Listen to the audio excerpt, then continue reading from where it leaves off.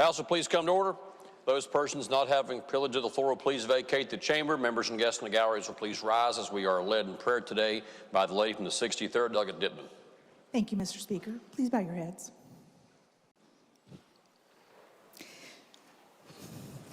Heavenly Father, it is an honor to come before you today to do the work that you have put before us.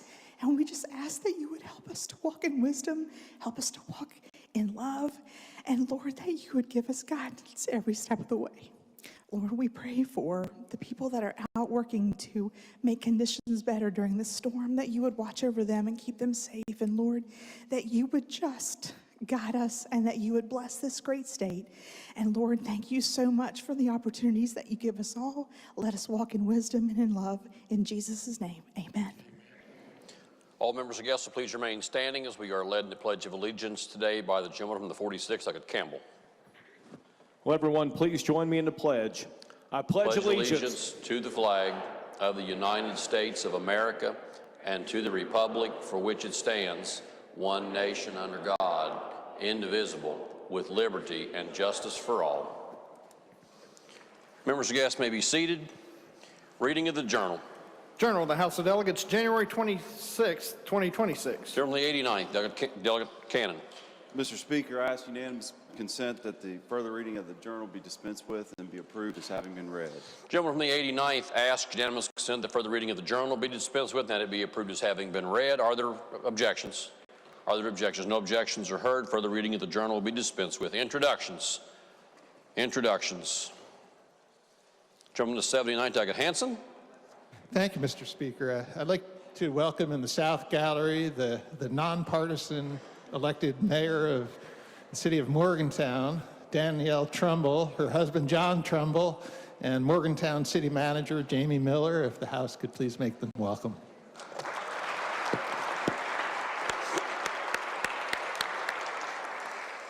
Gentleman to 13th, Doggett Hackert.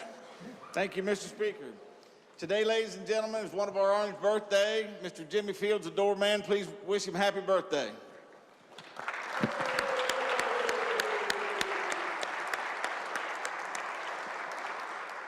Gentleman from the 65th, Doggett Martin. Thank you, Mr. Speaker. Today I have a page with us from Buchanan Upshur Middle School. She's in 7th grade. I have Reagan Russell. And in the South Gallery, my wife Alicia is here with us today. If the House will please make them feel welcome.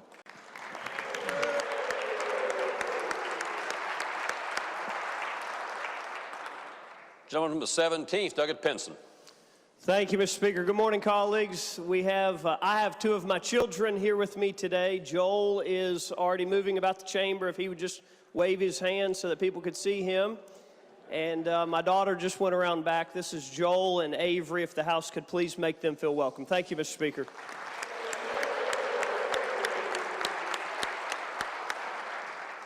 Are there other introductions?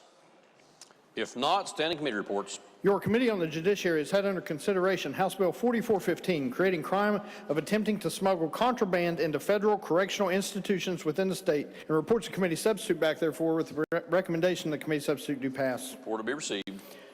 Your Committee on Rules has had under consideration committee substitute for House Concurrent Resolution 3, House Infrastructure Naming Resolution, and reports committee substitute back, therefore, with the recommendation that the committee substitute for the committee substitute be adopted. Report to be received. Other standing committee reports? If not, then select committee reports, executive messages, Senate messages. The Clerk of the Senate announces that the Senate has passed the following bills. Committee substitute for Senate Bill 15, strengthening protections for certain natural resource interests affected by carbon capture in the underground carbon storage projects. Message to be received and the bill will be referred to the Committee on Energy and Public Works. Senate Bill 66, modifying classes of state of preparedness declared by governor or legislature. Message to be received. The bill will be referred to the Committee on Government Organization. Committee substitute for Senate Bill 137, modifying parole eligibility for the crime of second-degree murder and voluntary manslaughter. Message to be received. The bill will be referred to the Committee on the Judiciary. Committee substitute for Senate Bill 207, clarifying sheriff's compensation for collection of taxes. Message to be received. And the bill will be referred to the Committee on the Judiciary. Are there other Senate messages? If not, resolutions. House Resolution 4, resolution in support of petition to FDA on LED lights. Gentleman to 37th. Mr. Speaker, I ask unanimous consent that the further reading of resolutions introduced be dispensed with, that each resolution be considered as having been formally introduced, and refer to the appropriate committee as indicated on the chamber automation system. Gentleman from the 37th, ask unanimous consent that the further reading of resolutions introduced be dispensed with, and that each resolution be considered as having been formally introduced and referred to the appropriate committees as indicated on the chamber automation system. Are there objections? No objections are heard. Petitions. Bills introduced. House Bill 4838 to increase the annual registration fees for electric, hybrid, and hydrogen vehicles. Gentleman from the 37th. Thank you, Mr. Speaker. Mr. Speaker, I ask unanimous consent that the further reading of bills introduced be dispensed with and that each bill be considered as having been formally introduced and referred to the appropriate committee as indicated on the chamber automation system. Gentleman from the 37th, ask unanimous consent that the further reading of bills introduced be dispensed with, and that each bill be considered as having been formally introduced and deferred to the appropriate committees as indicated on the chamber automation system. Are there objections? No objections are heard. Motions. Unfinished business. Bills on third reading. Committee substitute for House Bill 4002, establishing the West Virginia Collaboratory. Question before the House is, shall the bill pass? Are there objections to having the bill explained in lieu of having the bill read? No objections are heard. Gentleman from the third, Douglas Willis, to explain the bill. Gentleman from the 38th, Douglas Ellington, to explain the bill. Mr. Speaker, I think we're going to have the lady from the 63rd present. Lady from the 63rd to explain the bill. Thank you, Mr. Speaker. This committee substitute establishes the West Virginia Collaboratory to be housed at Marshall University. The purpose of the collaboratory is to facilitate the dissemination of policy and research expertise from state institutions of higher education for practical use by state and local governments and for the benefit of the citizens of West Virginia. The committee substitute authorizes the collaboratory to conduct, manage, or participate in research projects and opportunities that may be of interest to citizens and policymakers within the state, support research programs at higher education institutions within the collaboratory's areas of focus and expertise, identify, pursue, and support research and development opportunities through technology research and development, assist the Office of the State Fire Marshal in the maintenance of standards of safe practices for the discharge of aqueous film forming foams, teach and train students and facility to engage in and administer neutral and unbiased research and advice on science policy, develop and disseminate relevant best practices to interested parties, lead or participate in projects across the state, and make policy research, funding, and other recommendations to the legislature.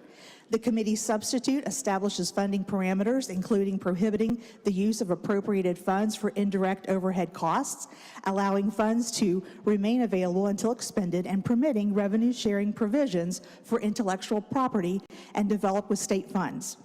The committee substitute also establishes a collaboratory advisory group composed of legislative members, higher education representatives, and subject matter experts to assist in setting priorities and reviewing research work. Finally, the committee substitute requires the collaboratory to submit an annual report to the Joint Committee on Government and Finance. I urge passage. You've heard the bill explained. The question now is, shall the bill pass? Is there debate on the bill?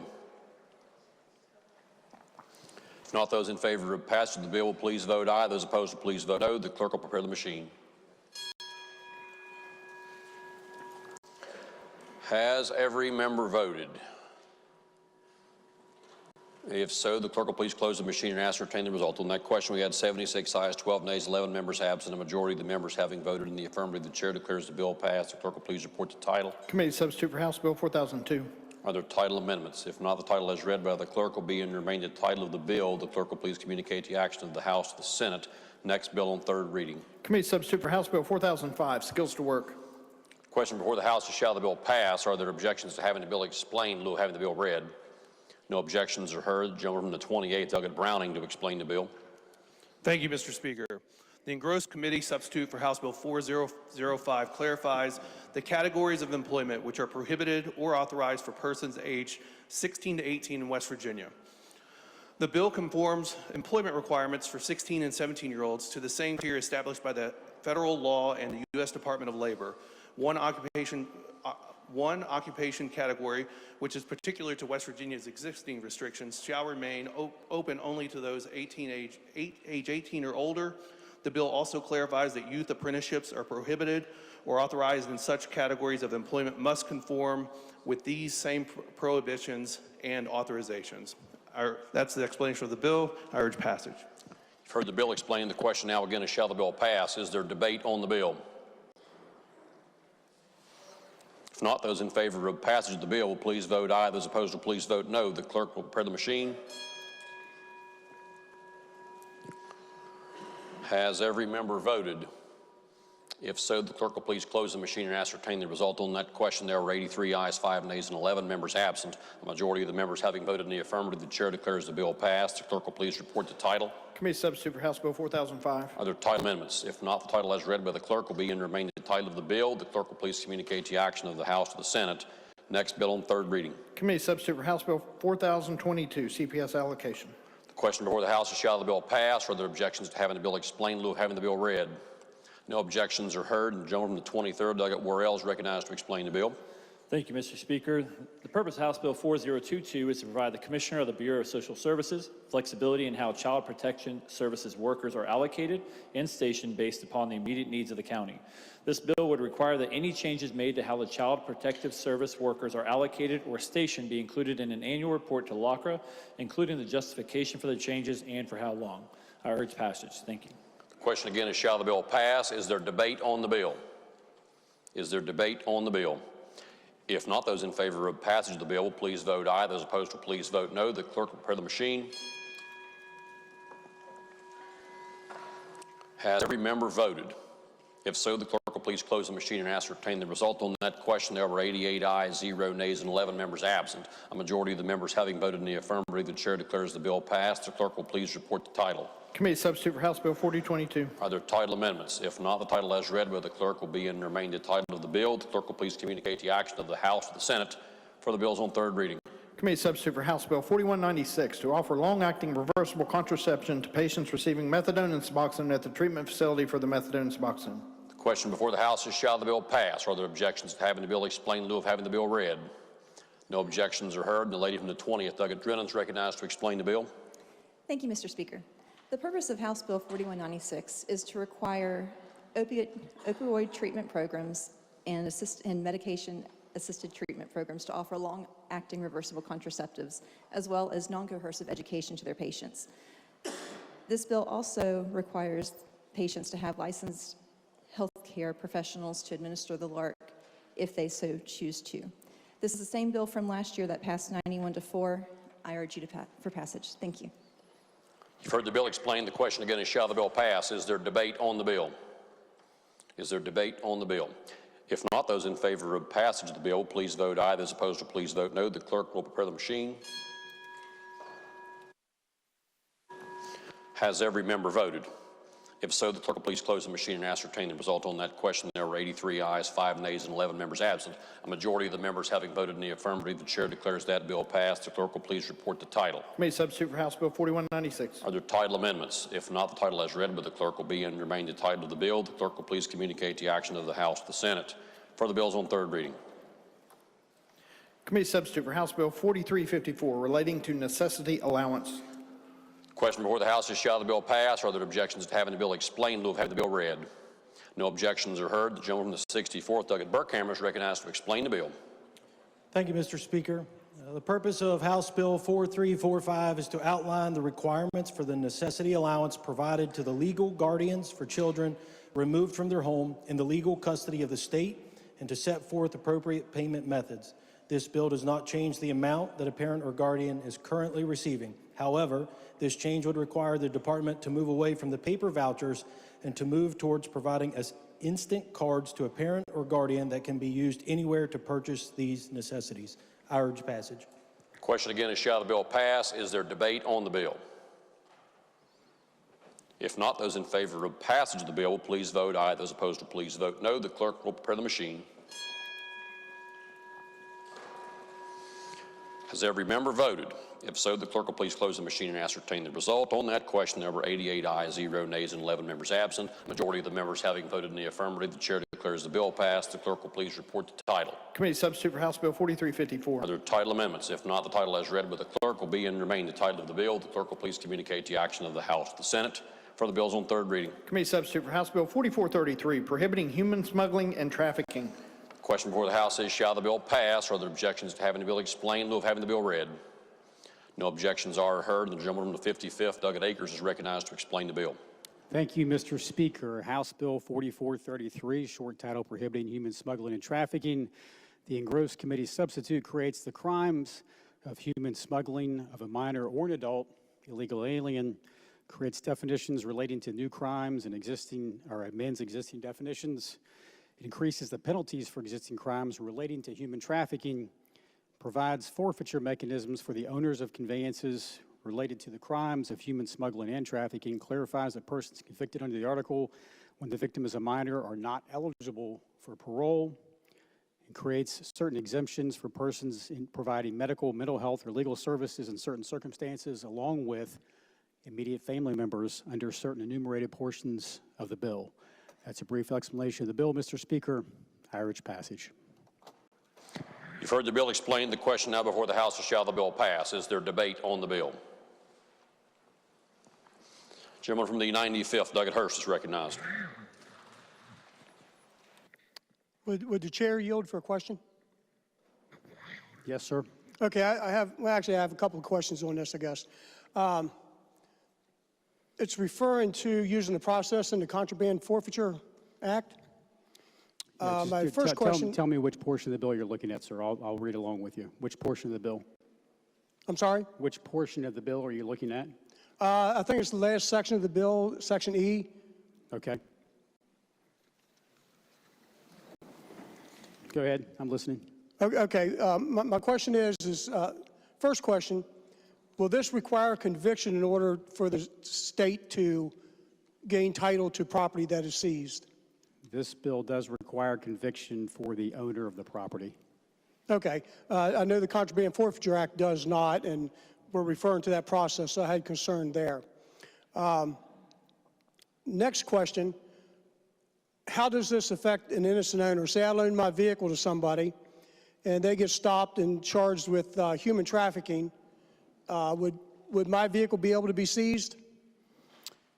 The bill references when the owner uses the vessel, for example, or vehicle. So according to the plain wording of this bill, I'll read to you, for example, it says, whenever a vessel, vehicle, aircraft, and the owner, operator, master, pilot, etc., is subject to criminal penalties. So it has to be the owner of the vehicle who's subject to the criminal penalties, not someone who has been loaned the vehicle from the innocent owner. Okay, I want to be clear on that just because what the legislation says and then what the Contraband Forfeiture Act is kind of confuses me a little bit on what the process was actually going to be. One more question.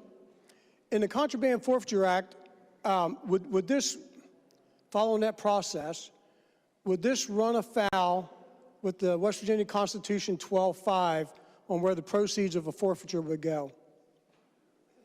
I don't believe this bill is unconstitutional. We wouldn't present it on the floor. And like I said, this is different than the other statutory provision you just noted because this does require conviction of the owner. So the process is actually a more stringent process than under the existing civil asset forfeiture. Yes, I'm not quite sure you answered what I was looking for there. In the Contraband Forfeiture Act, the process on where the proceeds goes is 10% to the prosecutor's office, 90% to the seizing agency, to a fund for the seizing agency to use. And in 12.5 of the Constitution, and perhaps I'm wrong, but the language, to paraphrase, says that net proceeds from all fines and forfeitures shall be appropriated to the free schools. So would it run afoul of that in any way? And the reason I ask is also there was a state Supreme Court case, Dean versus West Virginia in 2012. The question before the court was, could a forfeiture be viewed as an excessive fine? The court found that it could. And in Chief Justice Ketchum's concurrence to that, he recognized that there was an issue, and of course the question wasn't before the court, but he actually, in his concurrence, put in there that he fears that the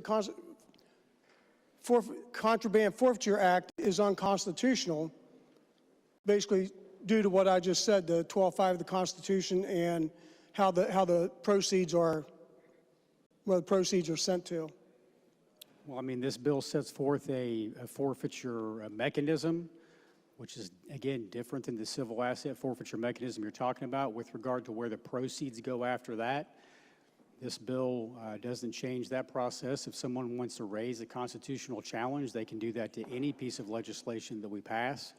So if someone wants to say that they think that these monies after an owner of a vehicle, for example, has that property forfeited upon conviction, again, this bill requires conviction and it has to be the owner.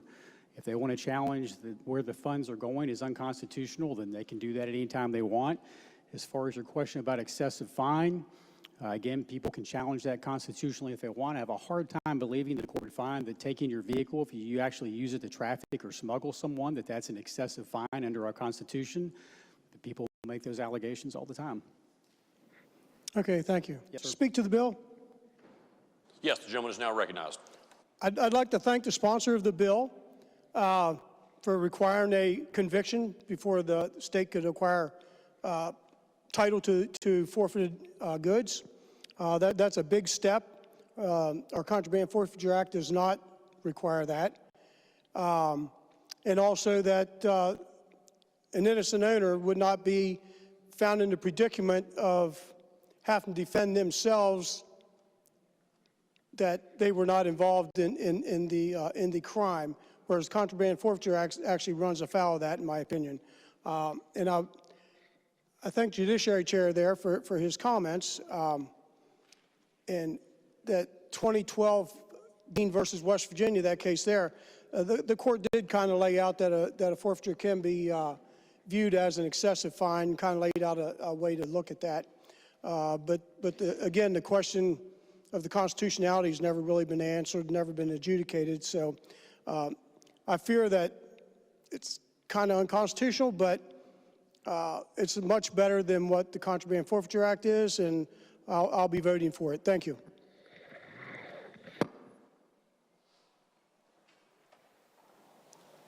Is there other debate on the bill? Gentleman from the 25th, Douglas Hornbuckle. Thank you, Mr. Speaker. Colleagues, this is a very important issue, and I appreciate the comments and questions from our friend from the 95th.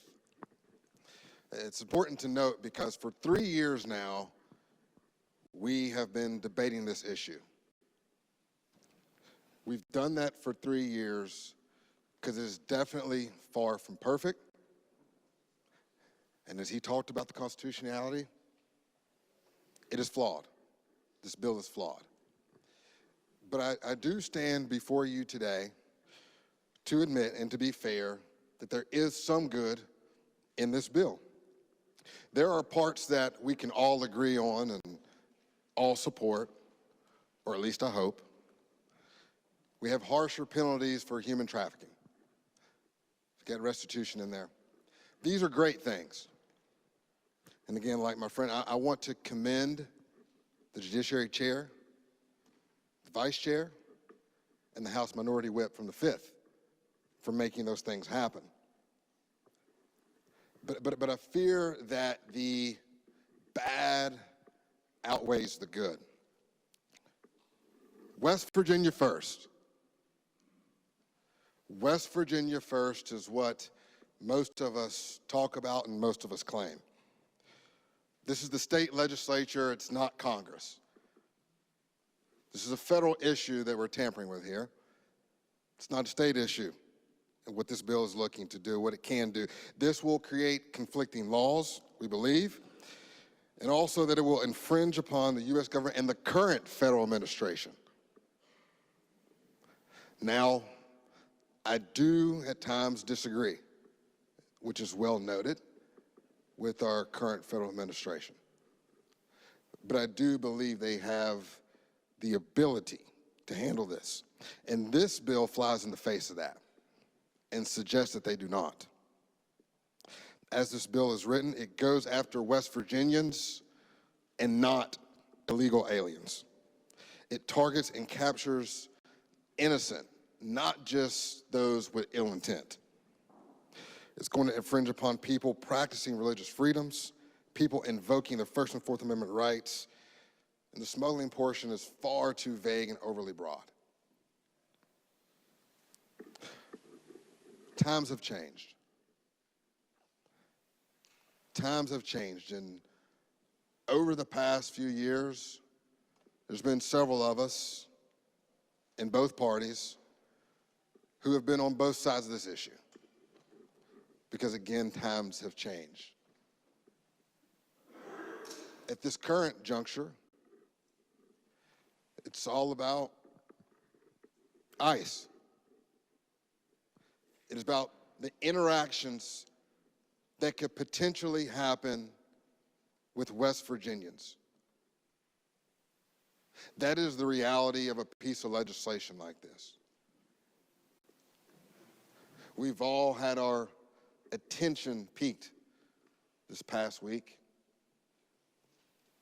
with another senseless murder. And that's what we've done in our country.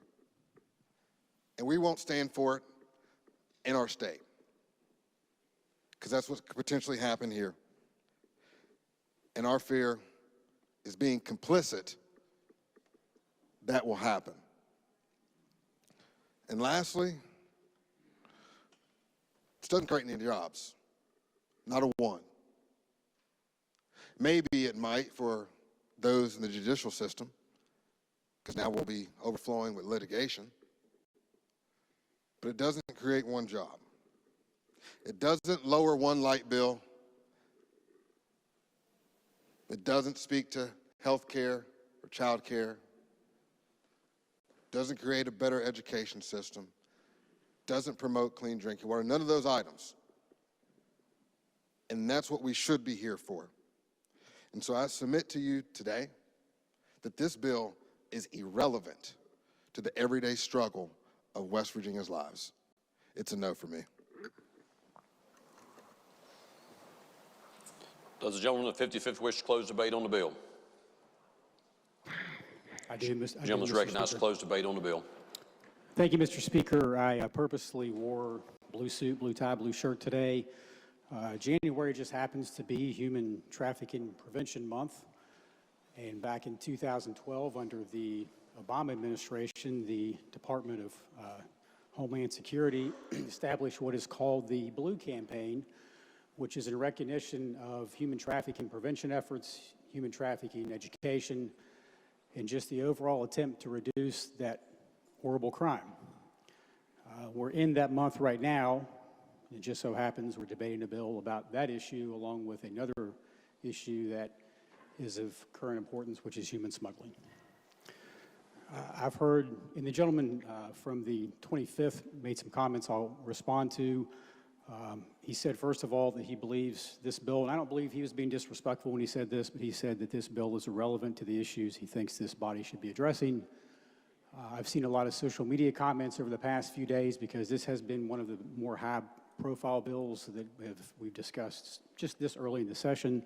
And I've seen some other people say things like, why is the legislature dealing with this? Don't waste our time with issues that don't matter. I find that to be, frankly, somewhat shocking that someone would tell us that it's a waste of the state's time to address these issues. This is information you can look up yourself from the Blue Campaign. There are approximately 15,000 or more foreign nationals. These are just folks that we can confirm who are trafficked annually every year in the United States. But this bill is not just about foreign nationals. There are approximately 400,000 American citizens who are trafficked annually in the United States, many of them women and many of them children. We have approximately 250,000 sexually exploited women and children every year annually in the United States. For years, we've had what's called the National Human Trafficking Hotline. Every year in this city, in Charleston, there are human trafficking rallies, mainly revolving around the sexual exploitation of women and children, trying to draw awareness and prevention to that critical issue.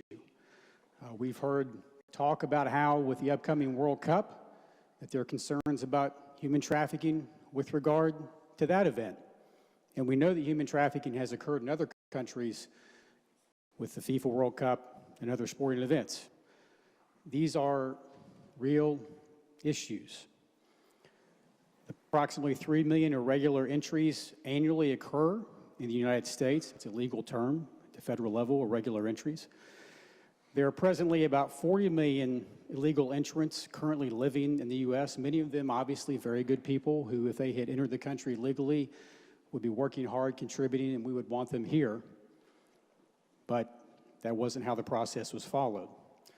You have to ask yourself, even if we're generous, and let's say that 9 out of 10 of those people are the kinds of people we want living here, that would leave us with 4 million people who are causing dangerous situations to exist in this country, the sexual exploitation that we talked about, the smuggling and trafficking of children, that occurs within at least some of that population. When the gentleman from the 25th said that this bill doesn't address issues that we should care about and doesn't create a job, I would respond and say that for every penny we spend addressing human smuggling and human trafficking, that's a penny that we can't spend helping the people in our state, building a road, helping incentivize programs to create jobs, helping our veterans, providing better health care for the citizens of West Virginia, helping advocate for child care in this state, any number of things. And the state of California alone, annually, most recently, California receives $60 million in federal funds under the State Criminal Alien Assistance Program, which is money that the federal government appropriates to California and other states as well. But California, $60 million most recently to provide assistance with the criminally incarcerated population of illegal entrants just in that one state. How many of us in here scrap and fight and claw for every dollar we can get for the districts we live in to help fix a playground, or to help provide a new school board or scoreboard for a school, or to get sewer and water? And, you know, the gentleman from Wyoming in the back has been fighting for years for clean water for his district. And I will be the first to admit that on a personal level, not speaking for anyone else, I feel some level of guilt that we haven't fixed that for you. Every penny that goes to a state like California in federal SCAP dollars, $60 million just in 1 year, at least that money could have gone to districts like the ones we all work in to help the populations of people who we represent. Would you rather spend it to incarcerate people who have entered this country illegally and engaged in crime like smuggling and trafficking? Or would you rather have clean water in your district? And those clean water projects provide jobs. This bill seeks to prevent human smuggling, sends a message we won't tolerate it in West Virginia. Again, we can all be sympathetic to people who try to come to this country and do things the right way, of which there are many. We can say millions. What we also know, though, is that smuggling costs lives. There are thousands of people annually who die just at the Mexican border, just at that one spot. Doesn't include any of the folks who are being smuggled from Latin America across longer distances. And we can be sympathetic to those folks, also recognizing that the Sinaloa cartel is just one example, receives about $4,000 in compensation for every immigrant that they help smuggle across the border, if they make it that far. If they don't die in a truck on the highway or at the hands of someone else en route to the U.S., or even after they cross the border. So even if we are sympathetic to some of the folks who want to come to this country, who pay to be smuggled here, that money goes towards funding drug cartels that poison our country and our state. And for every penny we spend fighting the Sinaloa cartel and other cartels that smuggle people, that's money that could be spent improving our roads, improving our schools, improving our infrastructure.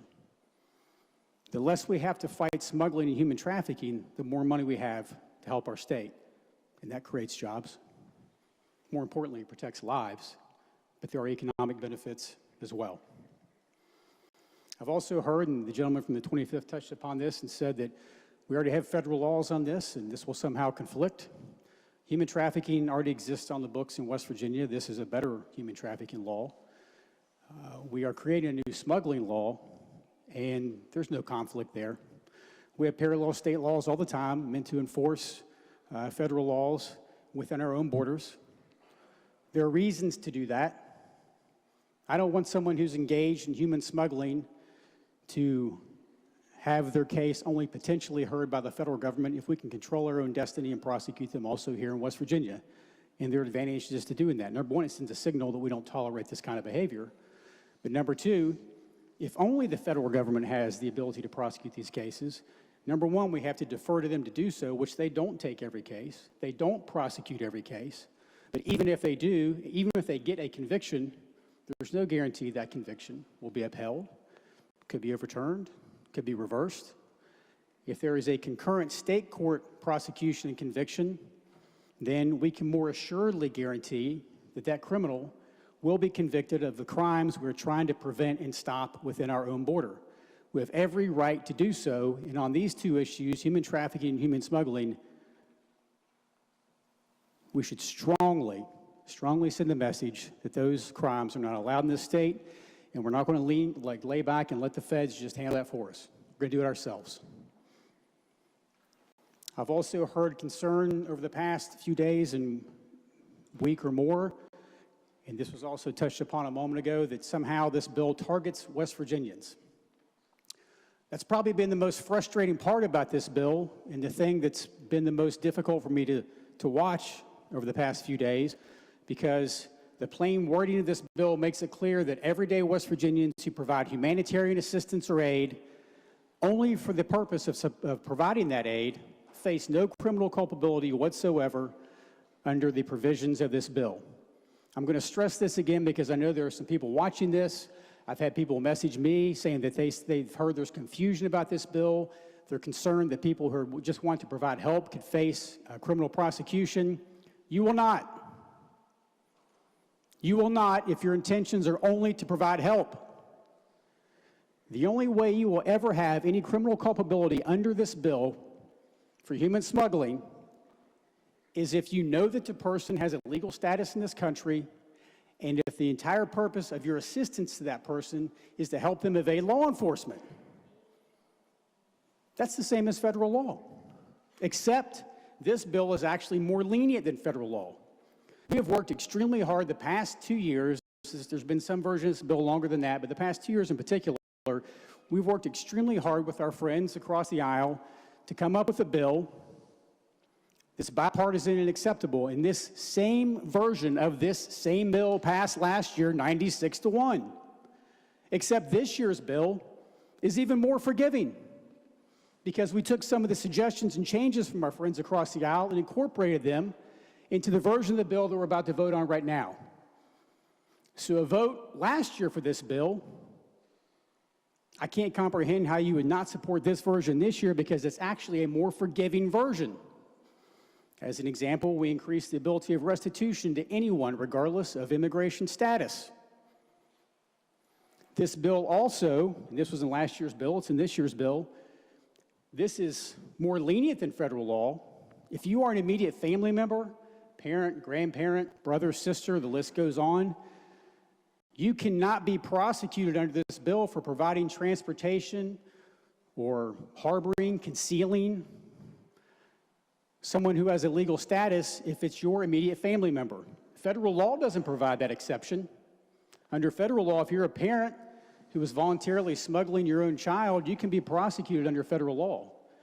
We took that out in this bill. If you're a parent under this bill and you're transporting your own child who has a legal status, you can't be prosecuted under this bill. And let's make it clear as well, this bill does not provide for prosecutorial authority over the immigrant at all, unless they're engaged in one of these crimes themselves of smuggling or trafficking. Otherwise, if you're the person who is being trafficked, if you're the person who's being smuggled, you face no criminal liability under this bill whatsoever. You're considered a victim under this bill. We've heard a lot of talk the past few days about church groups could have criminal culpability. I do find it refreshing that we are now concerned about church groups. I am myself. I support them. There's some irony when we talk about putting things like the national motto in our schools and how much pushback there can be against things like that from some folks, but since we're concerned about church groups now and the role of religion within our legislation, if you're operating a church group and you're just giving someone food or blankets or clothes, taking them to the doctor, let me be very clear again. You have zero criminal liability for doing that, as long as you're not helping that person avoid law enforcement. Same version of that language was in last year's bill that passed 96-1. I'll also say that, just quickly to our friends in the media, and this is always dangerous because you never know how they're going to write stuff up, but this is not directed to any of the folks in the room, but I've seen some stuff on social media. For example, there's one TV station that put up a clickbait post a few days ago that said that West Virginia House debating bill that would criminalize assistance to illegal aliens. 100% wrong. 100% wrong. It was obviously designed to get people to click on their story, but it was misinformation that I agree would cause concern to people who only want to provide help to these folks. But it was 100% wrong. And it should not happen. And I think one of the roles of the media here is not to pick sides and say who's right or who's wrong, not to say which side wins or loses, but it's to make sure that the information is accurately reported so that the members of our community, the people who live in our districts and the people who live in our state, know what we're doing accurately, whether they agree with us or not. Again, it's not because I want them to think that the Republicans in this room are right and the Democrats are wrong. That's not what this debate is about. But people deserve to know the truth about what these bills say. And some of the media accounts I've read over the past few days continue with the narrative of it's unclear whether this bill criminalizes humanitarian assistance or aid. The plain wording of this bill cannot be any more clear that it does not. Simple aid or assistance is not a crime under this bill. You can only be criminally prosecuted if you're trying to evade law enforcement. That's what should be reported on this bill. Again, doesn't matter if you think we're right or wrong, but that's the truth about what this bill does. The capital T truth. That providing humanitarian assistance is perfectly legal. Under the bill, you can literally have a church with a sign out front that says, free food for illegal immigrants. And this bill would not criminalize that in any way, shape, or form. You can provide as much help as you want, as long as you're not trying to break the law in the process. And that is consistent with federal law. And let me be clear about this as well. Under existing federal law, all the things we're talking about in this bill today are already crimes. Even if we don't pass this bill, this conduct is already criminal. Except, again, this bill is more lenient, more forgiving, and has more heart than the federal counterpart that exists right now.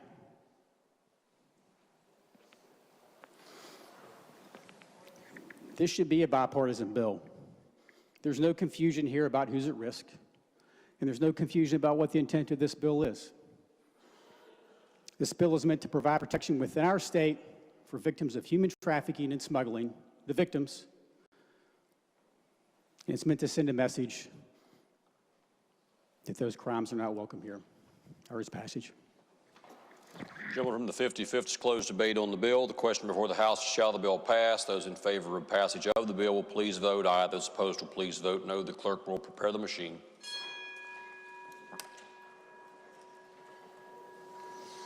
Has every member voted? If so, the clerk will please close the machine and ascertain the result. On that question, there were 81 ayes, 9 nays, and 9 members absent. A majority of the members having voted in the affirmative, the chair declares the bill passed. The clerk will please report the title. Committee substitute for House Bill 4433. Are there title amendments? If not, the title as read by the clerk will be and remain the title of the bill. The clerk will please communicate the action of the House to the Senate for the bills on third reading. If not, bills on second reading. Committee substitute for House Bill 4028 relating to sales tax on construction materials. Are there amendments? If not, the bill will be advanced. Committee substitute for House Bill 4169 relating to mental health examination requirements. Are there amendments? If not, the bill will be advanced. Committee substitute for House Bill 4215 Department of Health Rules Bundle.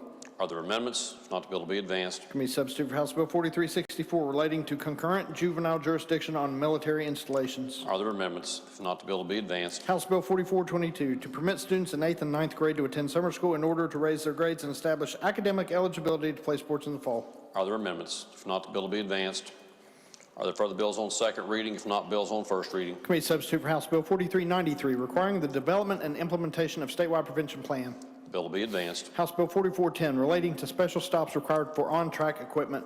Bill will be advanced. House Bill 4437 to allow Gold Star parents to receive one free Gold Star vehicle registration for personal use. Bill will be advanced. Committee substitute for House Bill 4610 safeguard the right to try cutting-edge medicine act.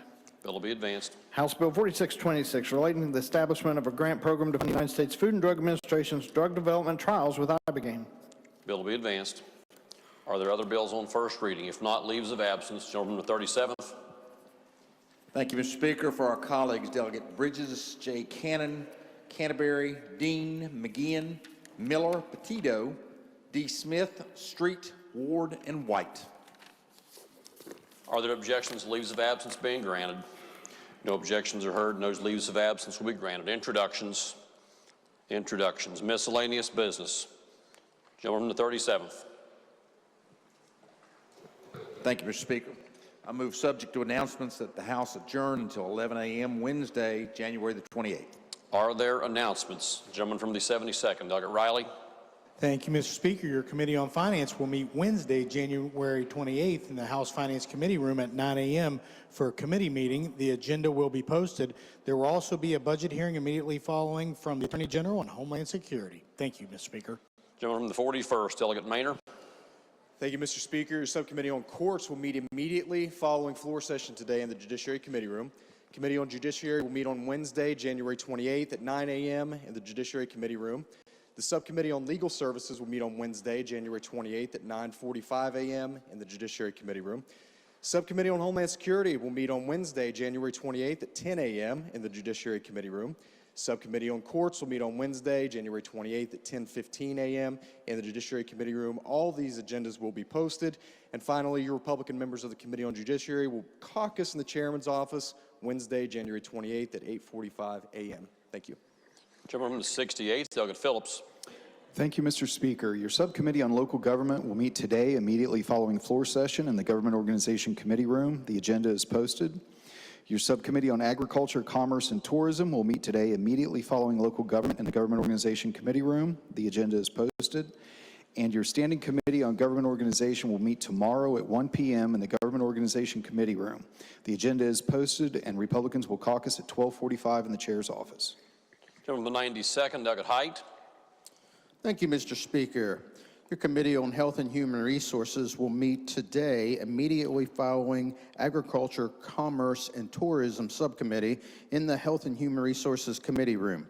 The Republican members will caucus immediately following floor session in the Chairman's office. The agenda is posted. Thank you. Gentleman from the 77th, Delegate Statler. Thank you, Mr. Speaker. Your Committee on Education will meet today at 2:30 in the Education Committee room.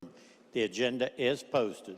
Republican members of the committee will caucus at Chairman's office prior to meeting at 2:15. Thank you. Gentleman from the 2nd, Delegate Zatezalo. Thank you, Mr. Speaker. Your Committee on Energy and Public Works will meet today, January 27th at 5 p.m. in the House Judiciary Conference Room. The agenda has been posted, and please bring your laptops. Thank you. Gentleman from the 79th, Delegate Hansen. Thank you, Mr. Speaker. House Democrats will caucus immediately after floor session in the Minority Leader's office. Are there further announcements? If not, the question is on the motion that the House stand adjourned at 11 a.m. tomorrow. Those in favor of the motion will please say aye. Those opposed will please say no. The ayes have it. The motion is adopted. The House is adjourned at 11 a.m. tomorrow.